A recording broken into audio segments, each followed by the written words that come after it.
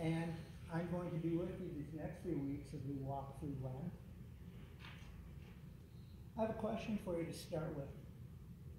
Why do you serve God?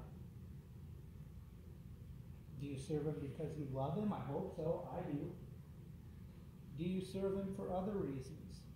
If you have sacrificed something, if you've given up something for Lent, why do you do it? For the love of God? Or is there another little voice in the back of your head that says, well, maybe if I serve God well, my well-being will be secured. Maybe things won't go as badly for me. Is that in the back of your mind? I've been accused of that, actually. I've been accused of being a little self-righteous. I've been accused of serving God because in the back of my mind I feel I might be blessed. And if you go to the Pentateuch, into the Old Testament, the first 5 books of the Old Testament, it actually says something to that effect in Deuteronomy. It says, if you fully obey the Lord your God and carefully follow all of His commands I give you today, the Lord your God will set you high above all the nations of the earth. All these blessings will come on you and accompany you if you obey the Lord your God. Kind of says that here, and I've tried to do that. I've tried to be upright. I've tried to be blameless. Not sinless, but blameless. I've tried to be fearful of the Lord, reverent of the Lord, understanding my place in respect to Him, my relationship with Him and where I stand. I've tried to make decisions that I believed were right, tried to do the right thing. So is there a connection between doing what's right and having well-being in your life? Now certainly, I was a very wealthy man. 7,000 sheep, 3,000 camels, 500 donkey and oxen, servants galore. I had much of everything. But I also, in addition to being righteous myself and trying to take care of myself, I did try to make sure that my children followed God as well. They would have parties, oftentimes celebrating birthdays, and immediately following that party, I made arrangements for their purification. I sacrificed a burnt offering just in case they sinned against God or they cursed against God. So I tried to do what was right with them as well. And then Satan came to God and said, does Job fear God for nothing? And what he meant by that was God has encircled you. He's put a hedge around you. He's protected your family. He's made you prosper in everything you do. And Satan challenged God, if you took everything away from Job, would he still honor you?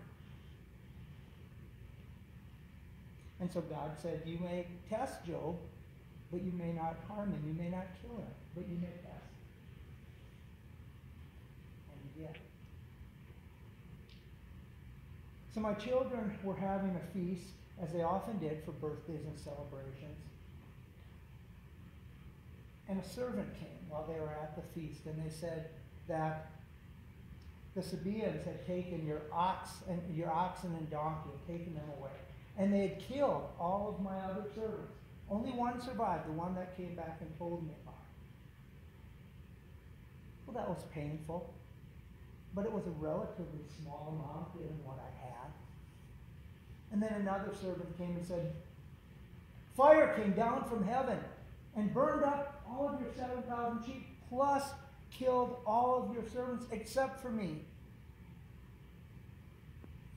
And then after that, the Chaldeans came, and they took away my donkeys, my 3,000 donkeys. And again, they killed all of my servants except for one, the one that came back and told me.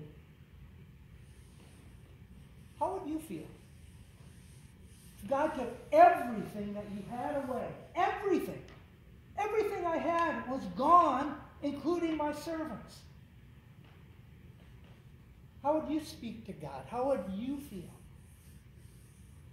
Well, it's stuff. It's property. But Satan wasn't done.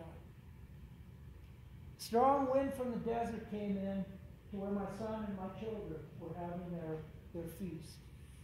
The winds were so strong it blew the 4 walls that they caved in, killing my children.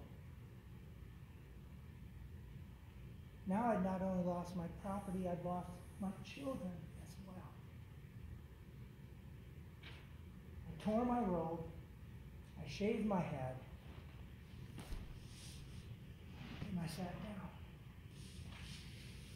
How could God do this to me? He has taken everything that I have. How would you feel?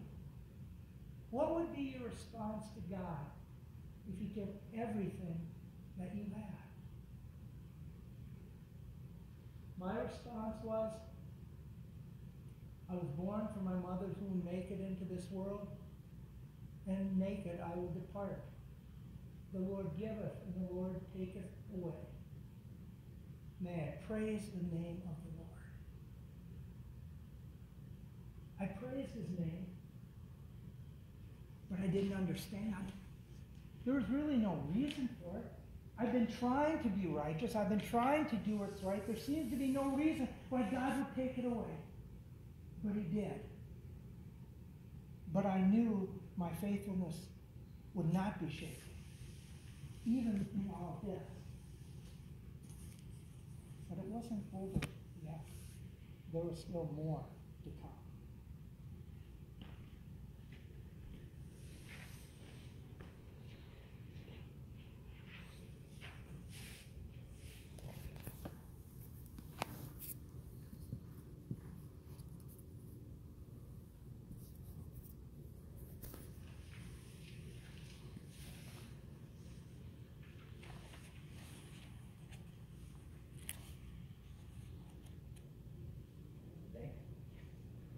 We'll sing 335, Jesus Keep Me Near the Cross.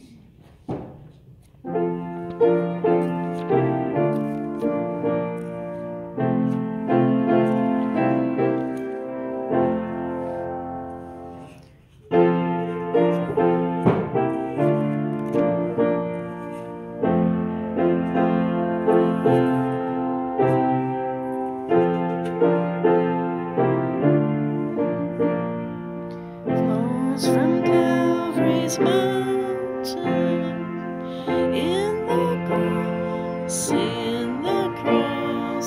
be my story ever, till my ransomed soul shall find rest beyond the river. Near the cross, a trembling soul, love and mercy found me. There the bright and morning star shed its beams around me. In the cross, be my glory ever, till my ransomed soul shall find rest beyond the river. Near the cross, O Lamb of God, bring its scenes before me. Help me walk from day to day with its shadow o'er me. In the cross, be my glory ever, till my ransomed soul shall find rest beyond the river. Near the cross I'll watch and wait, hoping, trusting ever, till I reach a golden strand just beyond the river. In the cross, be my glory ever, till my ransomed soul shall find rest beyond